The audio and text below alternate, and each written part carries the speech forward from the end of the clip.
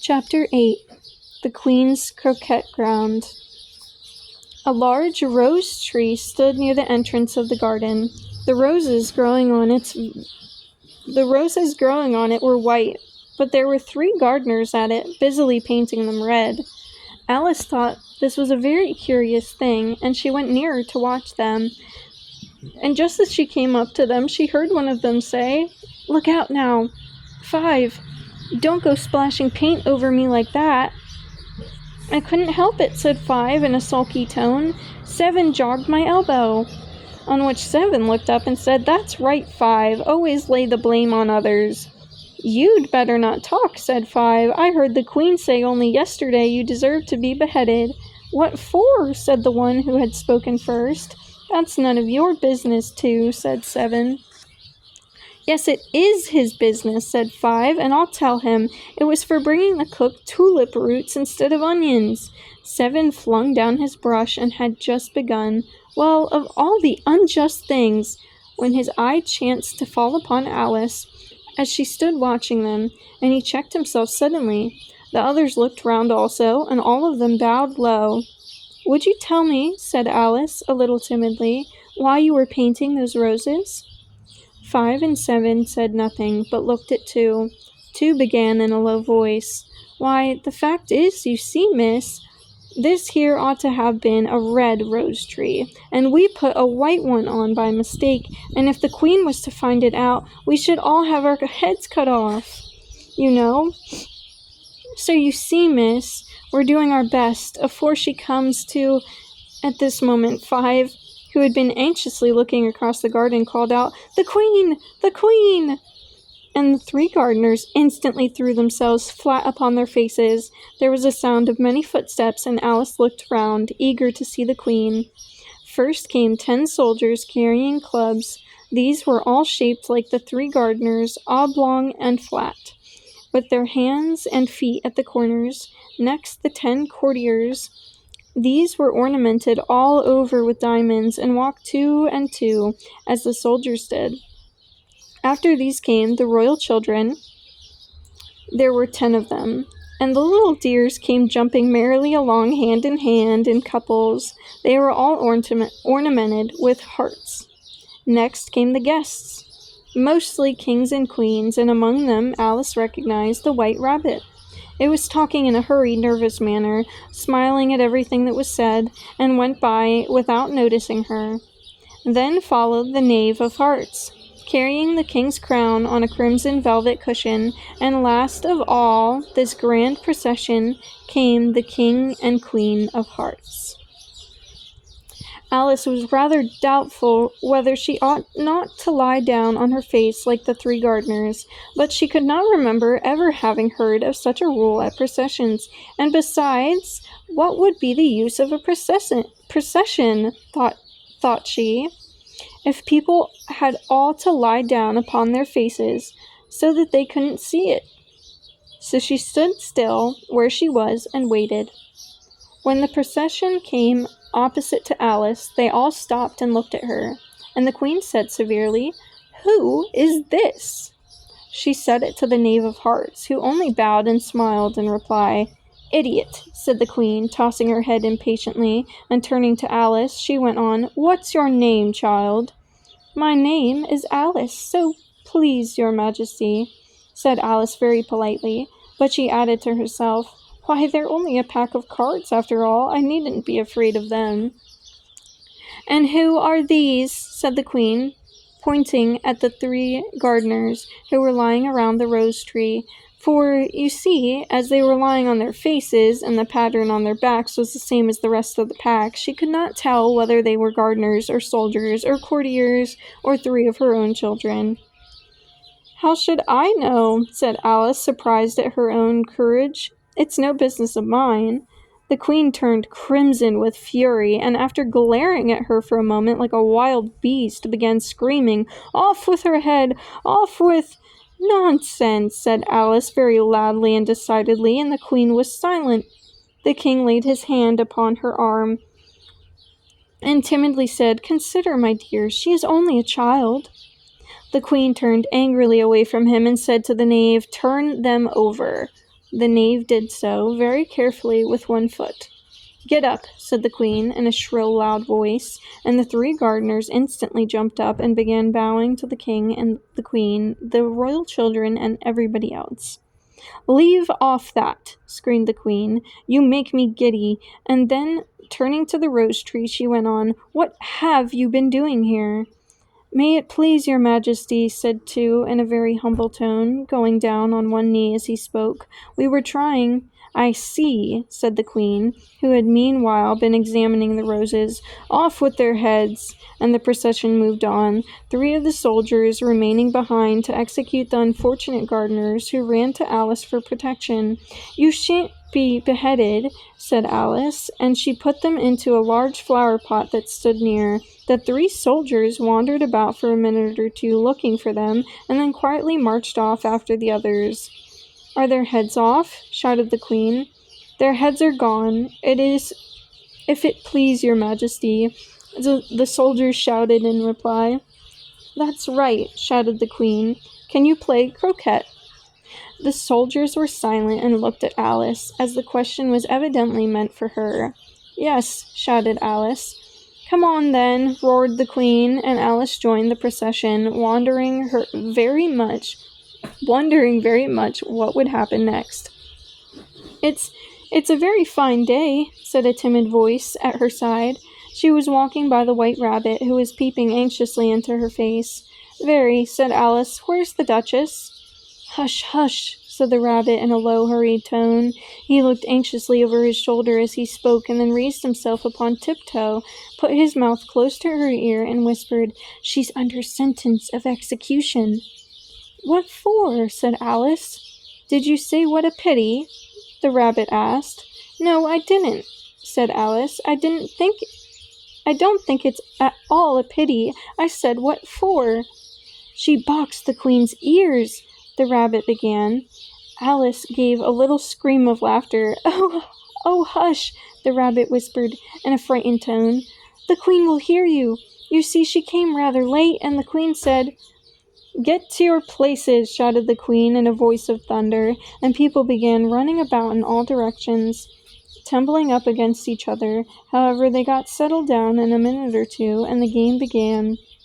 Alice thought she had never seen such a curious croquet ground in her life. It was all ridges and furrows. The balls were live hedgehogs, the mallets live flamingos, and the soldiers had to double themselves up and to stand on their hands and feet to make the arches. The chief difficulty Alice found at first was in managing her flamingo.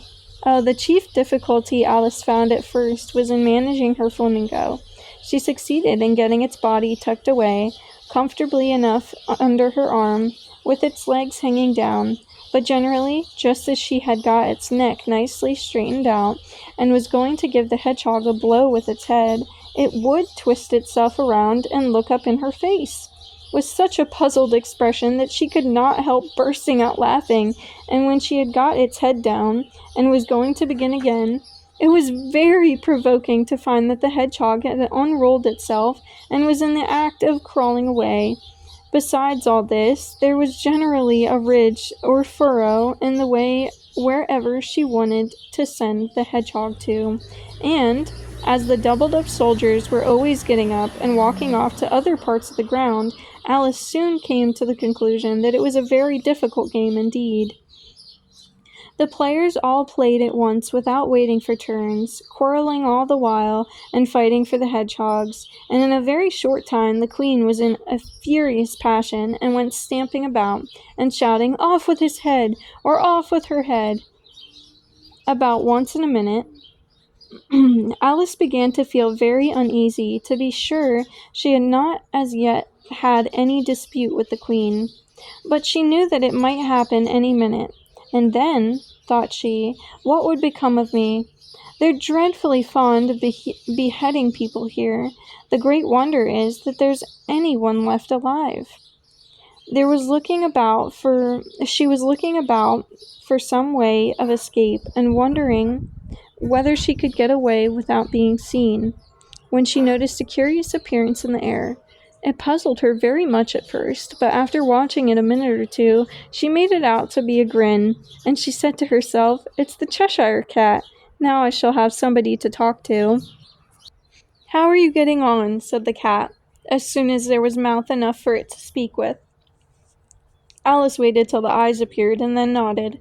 "It's no use speaking to it," she thought, "till its ears have come, or at least one of them." In another minute the whole head appeared, and then Alice put her flamingo down and began an account of the game, feeling very glad she had someone to listen to her. The cat seemed to think that there was enough of it now in sight, and no more of it appeared. "I don't think they play at all fairly," Alice began, in rather a complaining tone, "and they all quarrel so dreadfully, one can't hear oneself speak. And they don't seem to have any rules in particular, at least if there are, nobody attends to them. And you've no idea how confusing it is, all the things being alive. For instance, there's the arch I've got to go through next, walking about at the other end of the ground. And I should have croqueted the Queen's hedgehog just now, only it ran away when it saw mine coming." "How do you like the Queen?" said the cat in a low voice.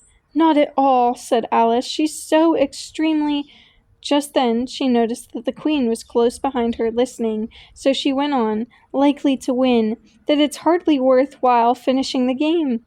The Queen smiled and passed on. "Who are you talking to?" said the King, going up to Alice and looking at the cat's head with great curiosity. "It's a friend of mine, a Cheshire cat," said Alice. "Allow me to introduce it." "I don't like the look of it at all," said the King. "However, it may kiss my hand if it likes." "I'd rather not," the cat remarked. "Don't be impertinent," said the King, "and don't look at me like that." He got behind Alice as he spoke. "A cat may look at a king," said Alice. "I've read that in some book, but I don't remember where." "Well, it must be removed," said the King very decidedly, and he called the Queen, who was passing at the moment. "My dear, I wish you would have this cat removed." The Queen had only one way of settling all difficulties, great or small. "Off with his head," she said, without even looking round. "I'll fetch the executioner myself," said the King eagerly, and he hurried off. Alice thought that she might as well go back and see how the game was going on, as she heard the Queen's voice in the distance, screaming with passion.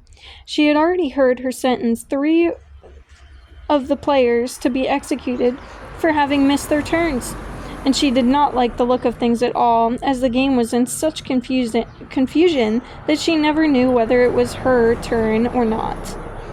So she went in search of her hedgehog.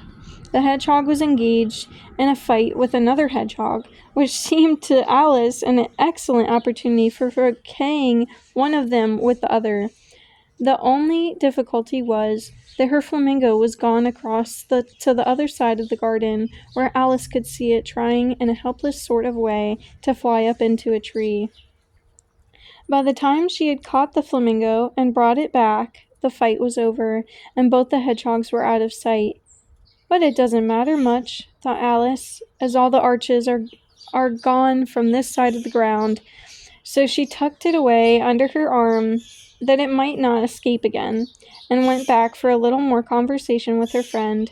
When she got back to the Cheshire Cat, she was surprised to find quite a large crowd collected round it.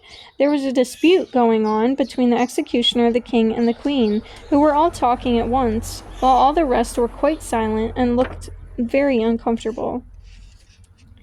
The moment Alice appeared, she was appealed to by all 3 to settle the question, and they repeated their arguments to her, though as they all spoke at once, she found it very hard indeed to make out exactly what they said.